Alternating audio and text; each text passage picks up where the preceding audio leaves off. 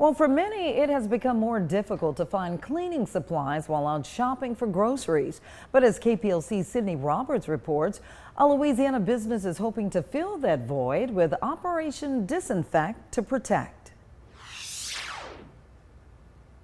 According to the CDC, cleaning followed by disinfecting frequently used surfaces is one of the best ways to prevent the spread of COVID-19. But that can be hard to do when cleaning supplies are scarce. That's why a new Iberia-based company is extending a helping hand to 11 other parishes. Here we are as a company that has the ability to make an effect in flattening that curve. Kevin Moore, president of K&R Commercial Cleaning Solutions, says the goal is to provide 1,000 gallons of bleach a week for 11 South Louisiana parishes. They aren't asking for money. Participants just have to bring their own jug with a lid. So what we're actually giving out is 1 gallon of regular store-bought bleach that they can use 1/3 of and dilute it down. CDC guidelines recommend 1/3 cup of bleach per gallon of water when mixing up a cleaning solution. Moore says this will allow families to have more than enough to keep their households germ-free.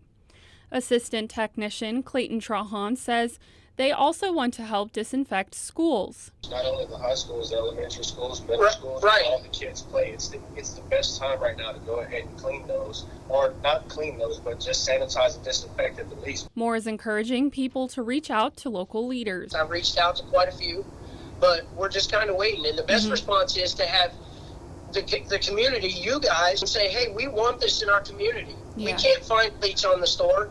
These people are willing to give it away to help us reduce the risk. Please invite them to our parish. At your service, Sydney Roberts.